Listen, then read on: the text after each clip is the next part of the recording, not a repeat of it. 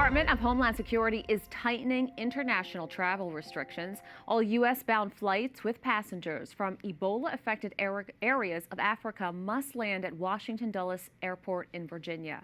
DHS says the passengers will undergo enhanced public health screenings at the airport. This as a Detroit-bound flight from Paris was rerouted to Montreal after U.S. authorities learned a passenger from the Congo was on board.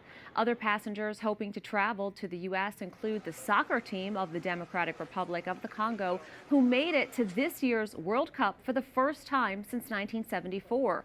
While fans and journalists there have seen a pause on visa processing, the players are all based outside the country and should be able to travel for their first match in mid-June.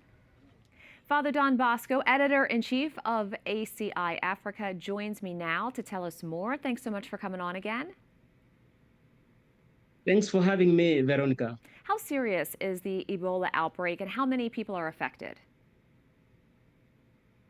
The situation of Ebola in the Democratic Republic of Congo is serious enough for the WHO to declare it a public health emergency of international concern.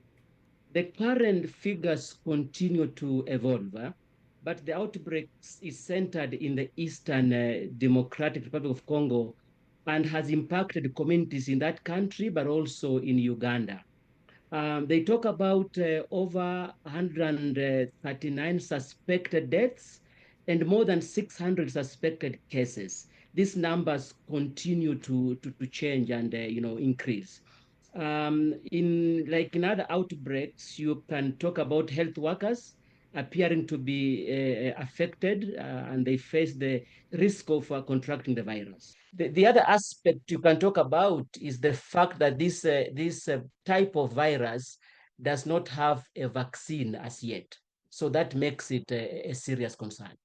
Now, it's not an easily spread virus, but it is one that's very concerning. How is this impacting Catholic dioceses, and what are some of the recommended measures for the faithful? Yeah, so because of the Ebola, this has affected the church, meetings and congregations congregating together. So, in Uganda, the Catholic bishops have given some directives about, coming together, and they are cooperating with the authorities to advise on how to prevent, but also contact cases. So in moments like this, the church becomes both a spiritual refuge and a social, stabilizer. So people are looking for reassurance, and so the church plays a role in also communicating measures.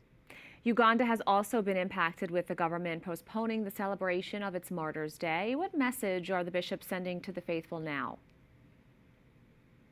Yeah, so Uganda Martyrs' Day is one of Africa's largest annual, Christian pilgrimage. It attracts actually millions of pilgrims across, Africa, and so they have given in to the government, postponement of the event until further notice.